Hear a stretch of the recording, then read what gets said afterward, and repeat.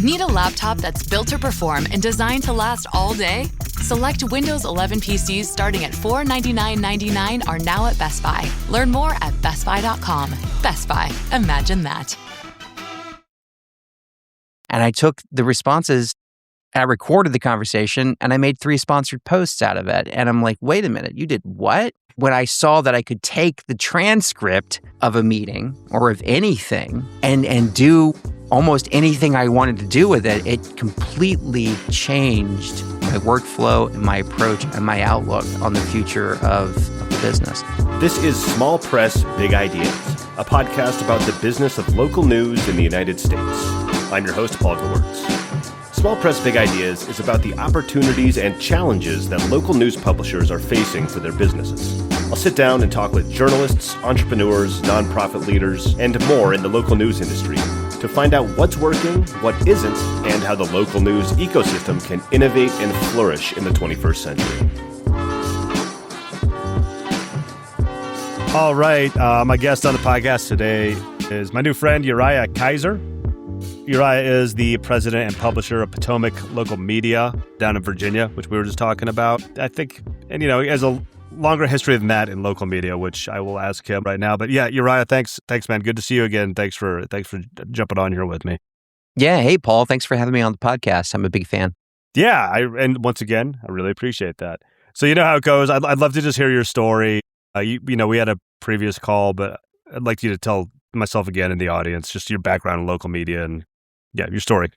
Yeah. So I started in TV, and that was my sort of foray into all of this. I mean, I guess it goes back to when I was 9 years old, and I grew up in just outside of Washington, D.C. in the suburbs there. And so, when I turned on the TV as a 9-year-old, and a lot of the news that we watch from the local outlets, I mean, national news is local news in D.C. So we got all kinds of news, right, in the Washington, D.C. area.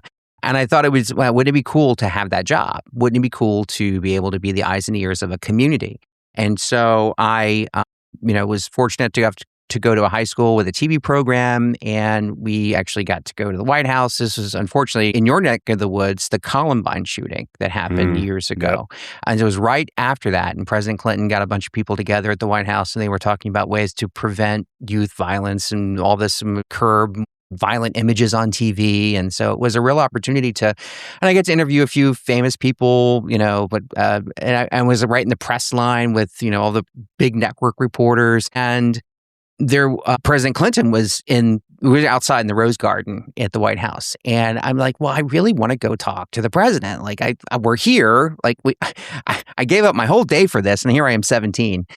Probably won't happen again. Yeah. Yeah, I know. And so I want to talk to the president. So I jumped the rope line, and people were like, "What is he doing?" So I don't know if my camera crew came up. We had a camera crew there from our the students and whatever, and but some of the other reporters came over, and I actually walked up to the president. And luckily, I don't think I had any red dots on my forehead because there was so much secret security around there in that area. And I just politely waited. I said, "Should I tap him on the back of the shoulder?" Nah, that's probably not a good idea. Right. But I did wait, and he did turn around, and I got 3 questions in with the president, and that really said, wow, I like this. I like doing this. I like being able to tell these types of stories. So I went on and I worked at a small TV station in southern West Virginia. And from there, I worked in some TV in the Washington, D.C. area. And, I liked it. It was fun. And then there was an opportunity for me to go into, oddly enough, newspapers. And I went to a newspaper that I had actually chucked into driveways when I was growing up, and went there. And I actually got out of the news business for a second. The editorial side, and wondered, how does all this get paid for? Who pays for all of this? How does the business side of all this works? So I learned how to sell ads, and I went and worked in the advertising side of the business. And, I started as an ad assistant. They gave me a territory later on, and I had my own, book of business going on there. And I said, you know what? This is too much money. I'm doing too good. Let me figure out how to get paid a lot less and work a lot harder. And that's actually, I didn't set it out like that, but that's what happened. And that job came open as a newspaper reporter in the company I was with. And it was in a different town. And it was a weekly newspaper, and I took it, and and being a newspaper reporter was actually the most fun job I've ever had. of course, I was picking and choosing what bills I wanted to pay that month and figuring out how to make it work financially. But I mean, gosh, it was like the life of kings, right? Going out and covering the stories. I mean, they figured out I was really good at chasing cop cars and you go into this breaking news events. So my editor gave me a laptop and a police scanner and said, as long as you email me stuff, I know you're working. And so she left me to my own devices. And so I was the cops and crime guy. There was the traffic guy. I'd go to, all the things, the city council, the courts, all this stuff, wherever there was news. And it was awesome. But after a while, probably around 2009, 2010, the layoffs started to happen at this newspaper. And this newspaper had been around for a combined 150 years. There was two newspapers. In 2008 they combined and became one, and it was a cost saving measure, I believe. And then in 2012, the newspaper closed.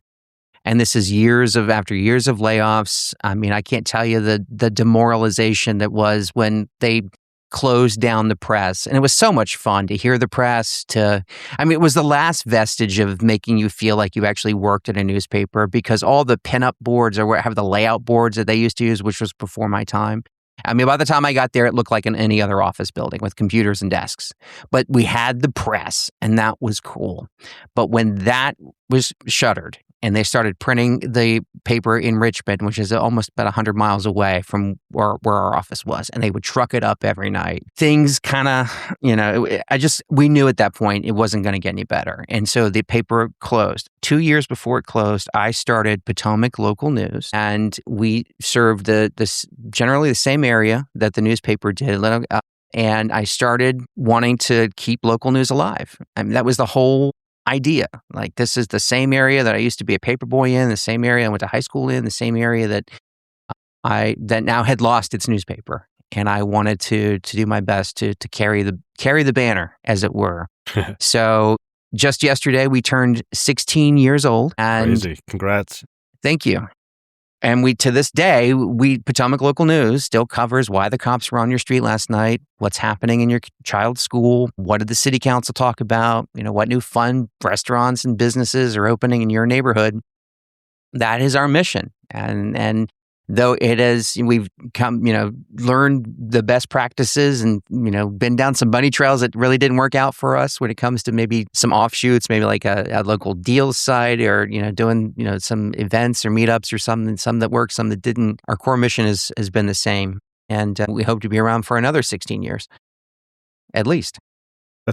That's awesome, man. That's a really cool story. 16 years. It's through a wild time, too, from 2010, it says on here. So I guess you might have started before that, but full-time from 2010 until today, June 2026. Yeah. You kind of talked there. You're like, you had a deals thing that didn't work out, and you've experimented with stuff. I'd love if you could tell me a little on the business side how things have evolved. How did it start? Like, how'd you make your first dollar at Potomac? And then how has kind of the revenue mix kind of shifted over time and stuff? Can you talk about that a little bit? Yeah. So really it's my authentic story. The first dollar came from a mailbox guy who ran a pack and ship store and had some mailboxes. And I remember that. So Doug Madison was his name, and he ran a pack and ship store. And it was just my ability to go in and tell my story about who I was and what we're doing and why we're doing it for. But over time, and very quickly, I learned that you should focus on the pain points that your clients or your potential clients have, and focus less on the fact that you were first to this breaking news story, or that you beat the Washington Post on this coverage or whatever. Because at the end of the day, they're like, yeah, that's neat, cool, fun, whatever. But how does that really help me? Oh, my 2:00's here, I got to go. Right. So I learned over time that, while my story is very important in the heart of the business, and that's part of the pitch, I learned very early on that, I need to identify how to best serve this client and solve their problems. And instead of just coming in and saying, well, here's my rate card and here's everything we can do, and we have a, pretty decent sized audience and we're local, is to actually understand where they're coming from and what issues that they're having in their business. And once we established that, I tended to do a lot better in sales. On the editorial side, once I established that, because when I started, I came from that, a newspaper that had 8 or 10 reporters in the newsroom and 10, 12 people over in advertising sales. And so there was people, right? It was just me, right? When I started Potomac Local. And so it took me a little while to realize that I cannot do this job the way we put out a newspaper and a website, and I couldn't do it. And then it was not my job to figure out how to fill the internet with things to read. But lo and behold, there's plenty of things on the internet to read. And I should be focused on making good local content, telling the stories of my communities and focusing on that. And eventually I did that. I started looking into quality over quantity. And that has all changed over the years. I mean, I think I may be back, a little bit doing a hybrid model of both today, and we can get into that if you want. But at its core, it's how can I serve my customer the best way I possibly can. I root for my customer. I shout out my customers every time. If I can include an advertising client in a news story, which is rare, but if I can, I will. I'm a cheerleader for them, and I'm a cheerleader for the community. I think, when we take a look at, well, how do you cover stories from what angle? I always like to go in from the taxpayer perspective. Like, are you being good stewards of the tax money? Are you being honest and forthright with how it is you're spending our money? And because it doesn't matter what side of the political aisle you're on, especially at the local level. I mean, you just want good governance. When you flip the light switch, you want the lights to come on, you turn on your water, you want the water to come out of the tap. That's at the end, that's it. And so I feel like that's our job to make sure that's how we approach our news coverage. Yeah, that's me dawning on me over the years doing this, because, I'm not from local media, as I'm sure you know, if you're a listener. But just doing this podcast for the last few years, that's what's really dawned on me is how important it is for, the local governance is very important. Like, there's other lighter, fluffier things. I want to see the high school football score and, what I can take my kids to go do this weekend and stuff. But it is super important. Yeah, you bring up like high school football. So, and that's one of the things that we tried, I don't know, back in 2013, I think, is I hired a photographer. We got a sponsor. We did like a game of the week. And it was interesting. It didn't work out. The coverage really never moved the needle, and we did high school football. And when before the paper that I worked at closed, it was purchased by Warren Buffett and his Omaha media company for B&H, or I forget what it's called. But Warren Buffett, the guru, the money guy, bought the newspaper in a deal that included almost 170 newspapers in the Southeast U.S. And that one that I worked at was the only one that closed. He kept open every single one of them except for the one that I worked at. And they were really big. Buffett's company was really big on local sports because I guess they figured that if you were in the stands on a Friday night at a game, then you would run out to get the Saturday morning paper and pen up Johnny's picture of this winning touchdown pass, and that brings the community together. And a lot of the papers that he purchased were in communities with one, maybe two high schools. But where I am in Northern Virginia, where it's a very transient place, a lot of military, a lot of immigrants from outside the U.S. live here. It's changing all the time. My community at the time had, we have like more than 15 high schools in our area.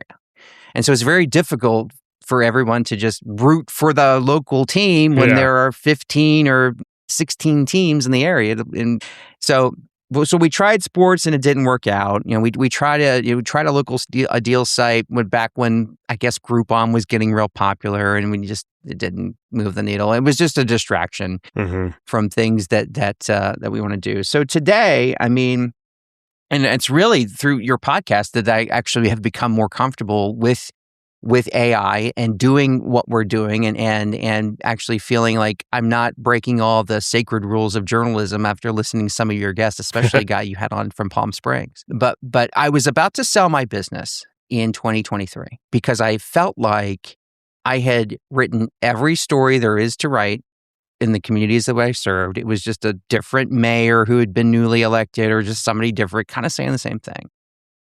And I thought, I always wanted to be a police officer when I was a kid. maybe I'll go into that. I like the cop beats. I like the crime beats. I like working with people. That's why I like to do the news, and I like to sell ads. I just like working with people. And I know that would be a very public-facing job, get to work with people.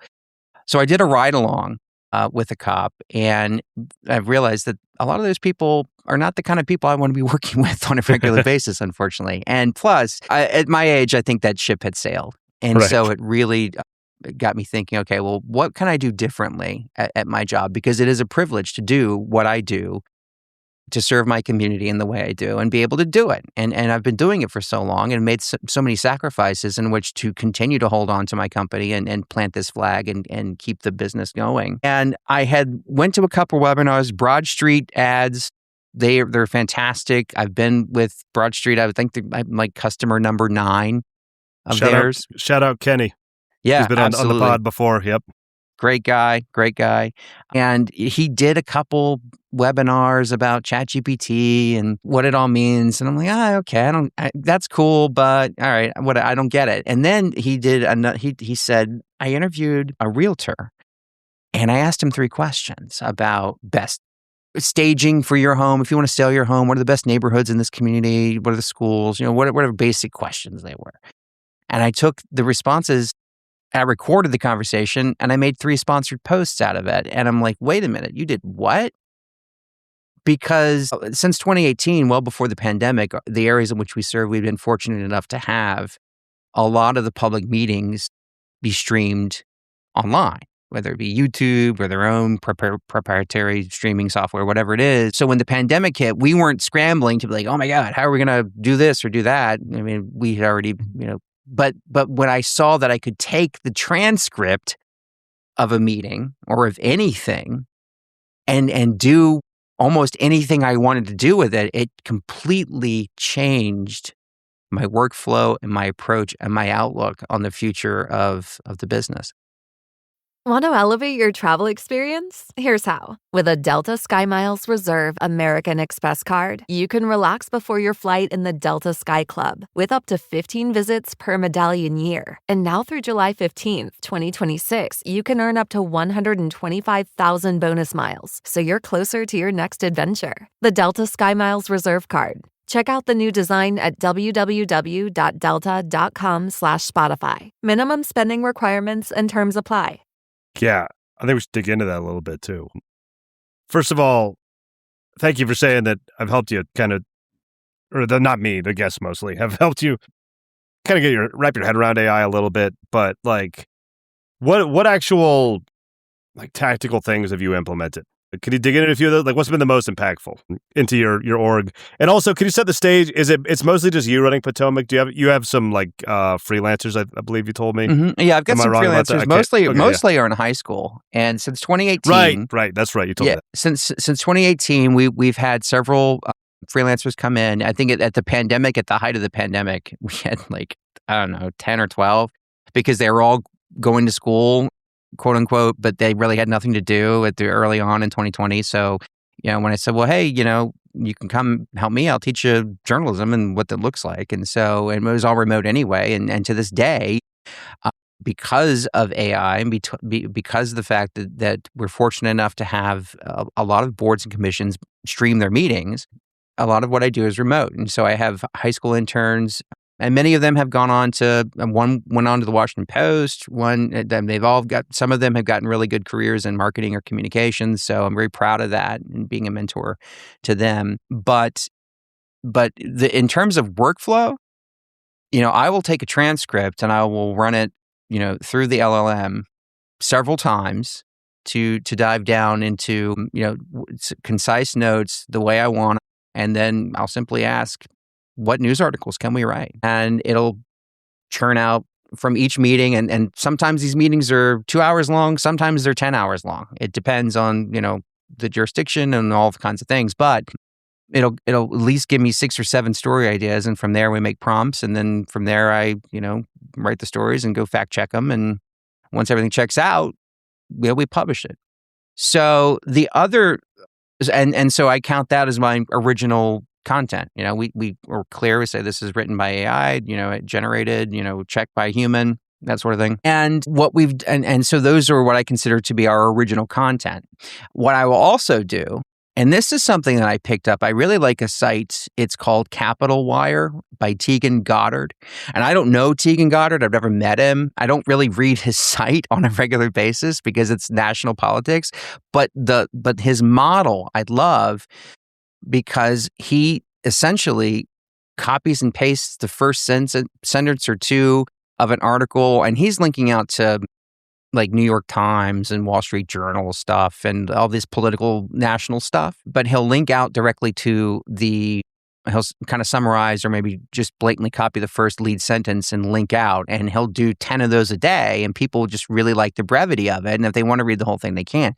So I use a tool called In Your Reader and RSS.app, and I have built more than 100 feeds. Many of them are just Facebook feeds to police departments, nonprofits, city governments, restaurants, small business, Main Street organizations, that sort of thing. And when I see something cool, like I will just, copy the text of the social media post off of Facebook or X or wherever I'm pulling from and run it through Grok. I use Grok daily, and it formats it just how I want it. First 1 or 2 sentences and the link to that post where they can go get more, or a website or a press release or whatever it is. Because to me, it's all community news.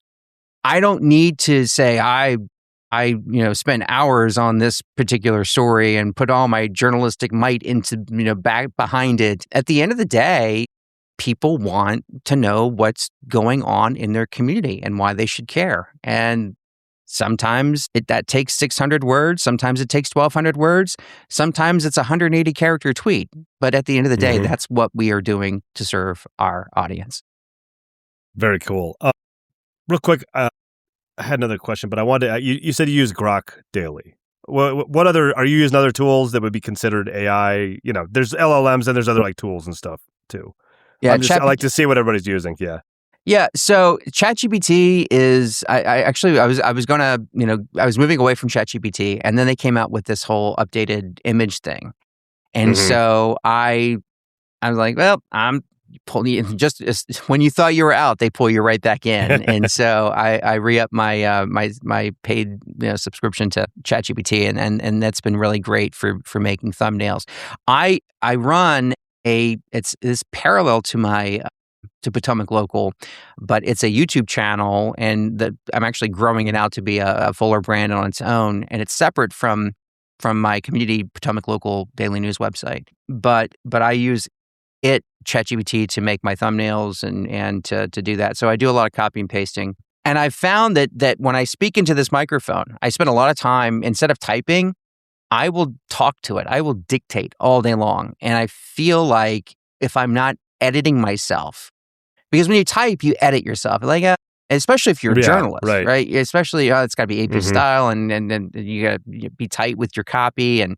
But that's not the way these LLMs work. They brain dump, and then it'll get you what you think what it thinks you want, and then you can refine it from there. So I've found that just talking to it as if it were an employee is the way to go.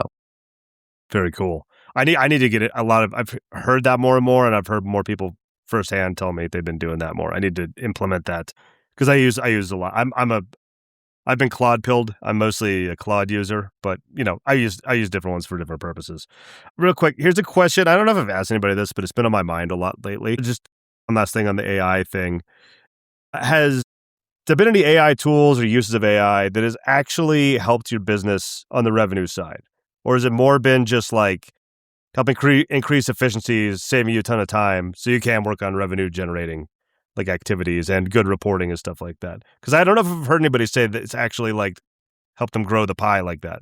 What do you think about that? I have done on the revenue side is I will take so BroadStreet they have this incredible tool where it just automatically sends advertisers their previous months out analytics is the word I'm looking for. And it does it automatically, so I don't have to touch it. But yeah, that's great. But if you're an advertiser, if you're a small shop owner and you get this list of numbers and click-through rates and blah blah blah, I mean, how much time are you really spend with it? Well, I mean, that's not what you do, and so I recognize that. And so what I do is I will take that information and put it into a prompt and explain exactly what it means, why they should care, how and how it either the numbers have improved or have changed or gotten worse, hopefully not, over the duration of the past month. That comes in handy at re-up time, because instead of just saying, here's a report, have a nice month, that is kind of me going deeper into that level of service to show them that we really do care about your success. And we want you to stay with us because we're going to do what we need to do to keep the numbers growing or to turn it around if it needs to be done. So that has helped. On a sales side, to try to get the client, a lot of people use the LLMs as Google. They're just replacing it and using it as Google. Mm-hmm. But obviously these things can do a lot more. So what I have done before I get to sit with a potential client, I will run them and do a profile on this business and ask the AI, hey, drill down in this business. Tell me what they're marketing. Tell me what they're selling. Identify potential pain points and where they may be having issues based on their website, based upon what they're putting out in social media, of where we could possibly identify some areas in which we can help them. When I do that, it shortens the sales cycle because, the old adage is, and this part of the adage is true. People buy people. People, they want to trust you. They want to know and like you, and they want to believe that you will do what you say you will do as a salesperson. But that no longer takes, 2 lunches and 3 phone calls and get to know. I mean, if you come in and do your homework ahead of time and can identify their pain points and get their attention, suddenly they're not looking at the wall and checking their watch for their next appointment. They're actually paying attention. They're actually engaged with you because off the top, you understand the challenges they're facing. And then you have that opportunity to explain why you're the best fit to help them solve that challenge. And that ties really back nicely with what you said at the top when I was asking you about just like the business side. And when you said just keeping your customers, I don't know what you said, ROI, or what helps them top of mind. And it really is a hard, like bipolar almost thing when people start, that I've seen on this show, people start a new kind of startup, a 1-person, 2-person newsroom, and they're coming from a big newspaper, of having to be like, well, here, I really need to stay focused on what my customers and my clients need. And I also want to do the breaking news and, get the story. It's really hard to separate those and everything. Well, to your point, I mean, so the news is the art, right? That's the art. That's the creative part of all this. And for me, it was never, I've got to, be the best writer and the best, editor, and I'm a literary guy. I'm not.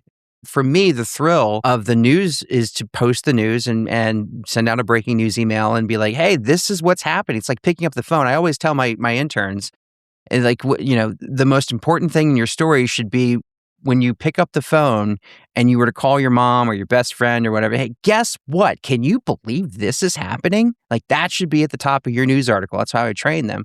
And for me, that's the most fun part of this business. And yeah, that's the creative side. And that's the one, because there's always something going on in news that often calls us to do that. So you have to be really disciplined and take time to work on the business instead of always on the product. Mm-hmm. Yeah. And so where I was going with that is you talked about like back in 2009, 2010, you saw the layoffs coming at the newspaper you were at. It seems like we're going through another kind of phase like that in the journalism industry, just in the economy in general. A lot of layoffs, thanks in some parts, to AI. I don't have hard data behind that, but there are a lot more people. I've seen some stories, a lot more journalists leaving places and just starting their own thing, starting a Substack or like a local news outlet like yours or something. So with that in mind, when you left and started yours and you had a background in sales and you were a reporter when you left, so that's the best of both worlds. I think a lot of these people trying to leave and start their own thing these days, maybe they're facing layoffs, are probably more on the art side, you said, doing the reporting, all that. What advice would you have for them, for somebody starting a new Potomac Local, like in terms of actually, keeping those customers top of mind and running it as a business? Where do you think, like a lot of reporters, maybe you at a certain time in your life got wrong or aren't thinking about? Well, first of all, it's with anything, know what your worth is and know why you're doing it. Mm-hmm. I mean, your time is the most valuable thing that you have. And so how much are you willing to give of it to do this job?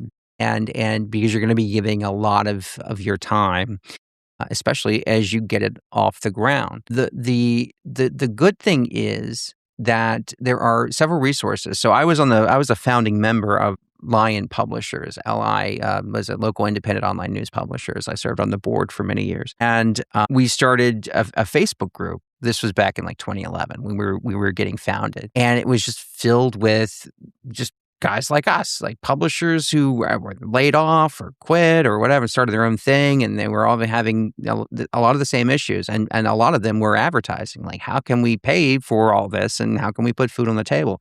And so there's so many resources that exist today, Lion being one of them, that just did not exist when we started. So, I mean, I think to get in and just be able to identify these resources, there's Lion, there's a Facebook group called the Den, that is local independent online news publishers. It was born out. It's actually what Lion was born out of. It was really a Facebook group. Is what we born the whole national nonprofit out of. Is kind of a cool story on its own. So do not be afraid to ask questions, because whatever challenges that you're having when it comes to selling or building a website, or should I do an email newsletter, or should I do a Substack? We've all been there. And so you have all of these people who have been around. The second thing that I will say, and this is kind of where I'm leaning into on the YouTube side of things, you've got to talk to your audience every day. You had somebody on your podcast here recently who said, I think probably verbatim just that. I mean, they are people want to be talked to. And in this day and age, when people are questioning everything they read, and now more increasingly everything they see on the internet, is that real? Is it AI?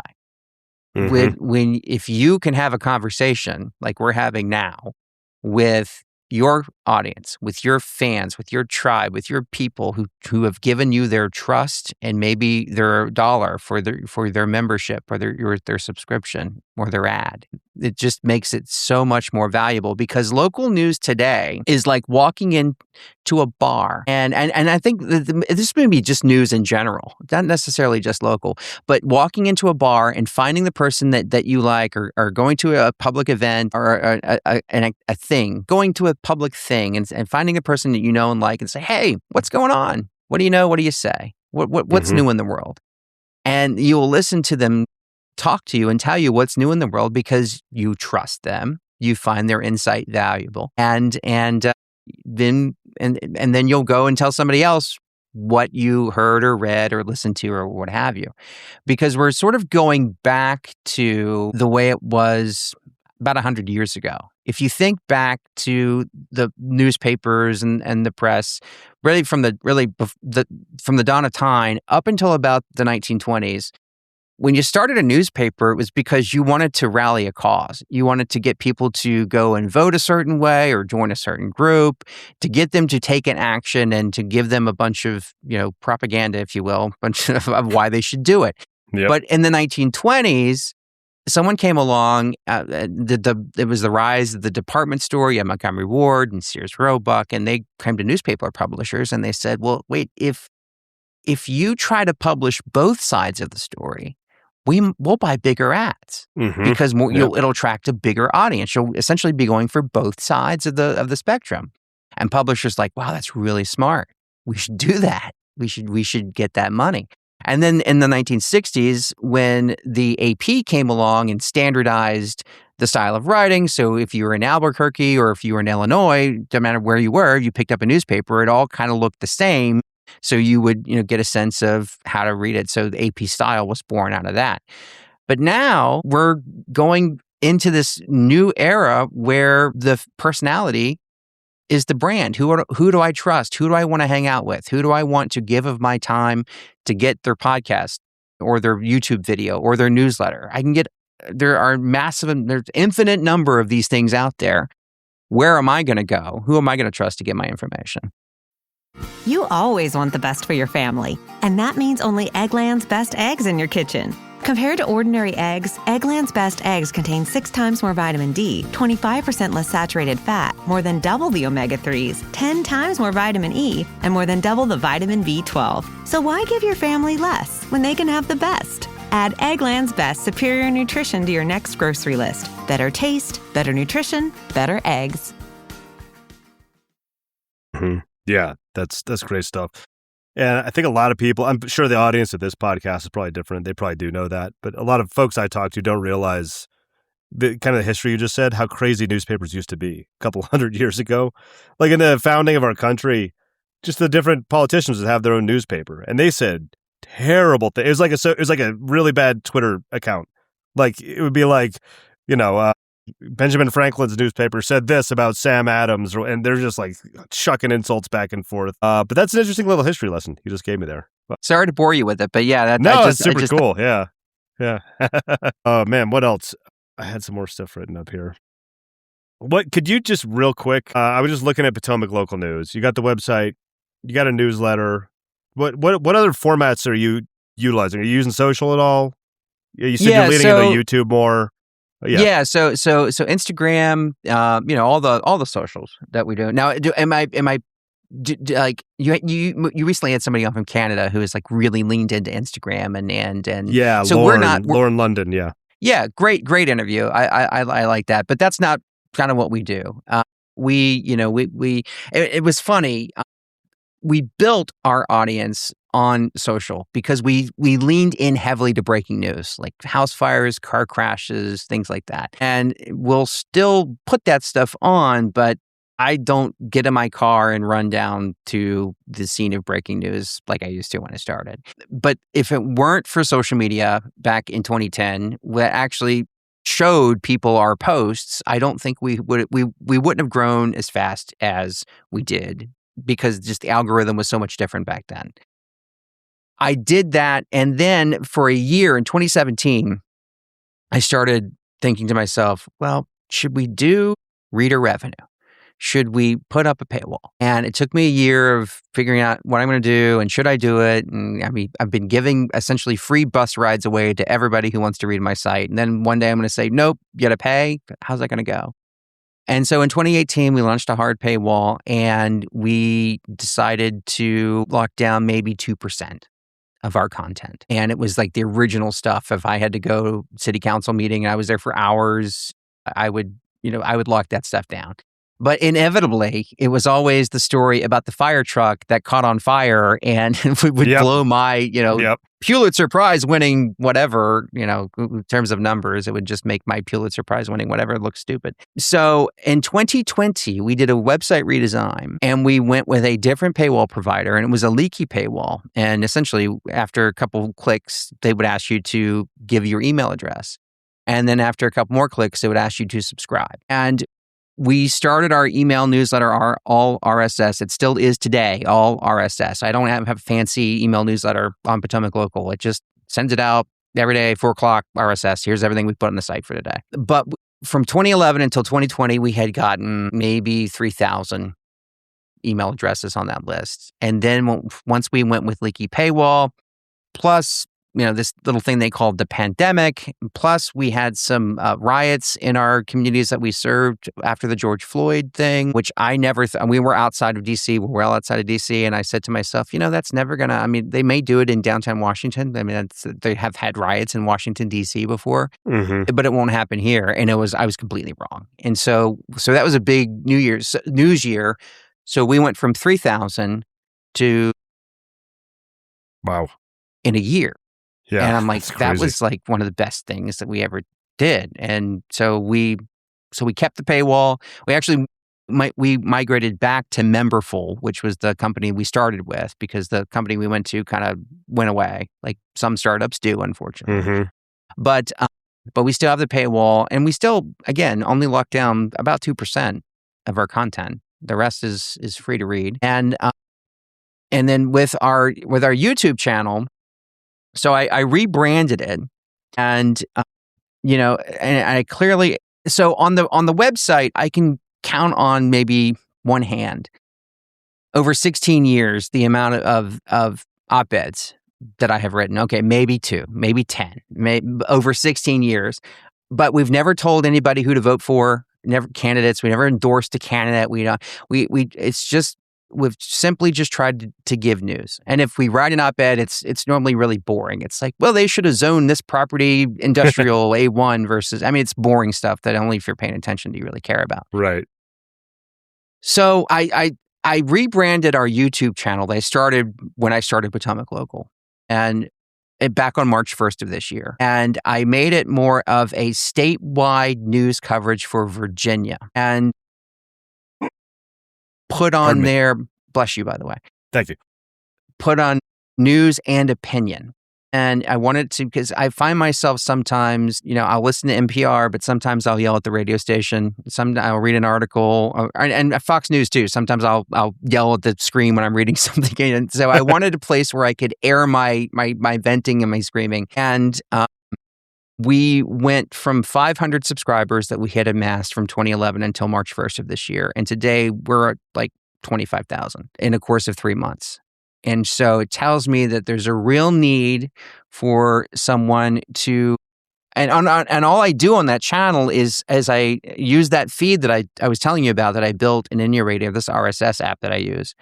And I have all this newspapers in the state, all the TV stations in the state, and I go down there and I just look for things that I think are interesting to me and would be interesting to people who live across the state. And I highlight that. And I always say, this story is from, VIR in Charlottesville, Virginia, or this is from the, Richmond Times-Dispatch. And so for me, it's in a way, it's highlighting the work of other journalists, but it's also a way for me to give my opinion about a thing. And YouTube, I think, knows what to do, because I think over the years, I was using YouTube as sort of like this video collector. Like, this may be a video of a new business, a ribbon cutting at a new store. And the next video may have been the mayor saying something about this thing they're going to take a vote on. And YouTube didn't really know what to do with it, especially because it was so hyper local. YouTube wants mass appeal.